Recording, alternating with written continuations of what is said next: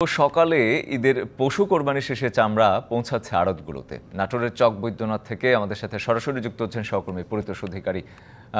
পরিতোষ, আমরা প্রতিবারই যেটি দেখি যে চামড়ার সংগ্রহ করতে গিয়ে এক ধরনের জটিলতা দেখা দেয়, লবণের সংকট দেখা দেয়, কখনো কখনো দাম পড়ে যায়।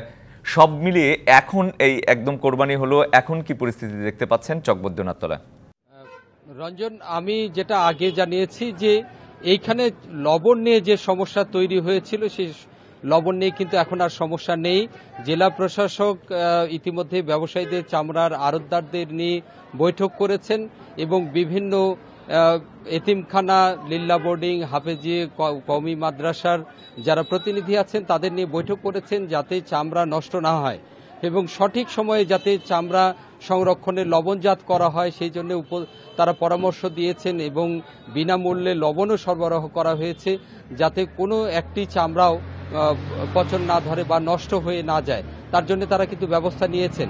এখানকার আড়তগুলোতে চামড়া এখন আসতে শুরু করেছে, দুপুর 2টার পর থেকে কিন্তু চামড়া আসতে শুরু করেছে এবং গভীর রাত পর্যন্ত এই নাটোর জেলায় যেগুলো চামড়া সংগ্রহ করা হয়েছে, বিভিন্ন মাধ্যম দিয়ে সংগ্রহ করা চামড়া, সেগুলো এই আড়তগুলোতে এসে পৌঁছাবে।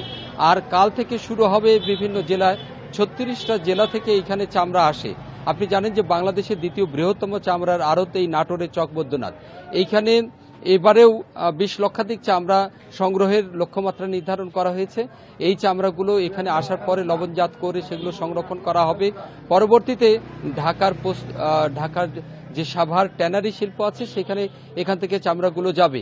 ব্যবসায়ীরা টাকা নিয়ে, লবণ নিয়ে প্রস্তুত রয়েছেন যে যখনই চামড়া আসবে তখন সেগুলো লবণজাত করা, সংরক্ষণ করা এবং তার 1 ইঞ্চিও যেন নষ্ট না হয় তার জন্য তারা কিন্তু চেষ্টা করে যাবেন।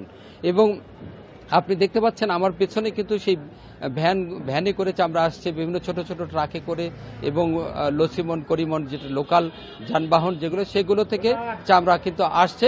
এগুলো শেষ হবে, শেষ পর্যন্ত আমরা অপেক্ষা করব এবং পরবর্তীতে আবার জানাতে পারবো। চক বৈদ্যনাথ থেকে পরিতোষ অধিকারী। পরিতোষ, আপনাকে ধন্যবাদ।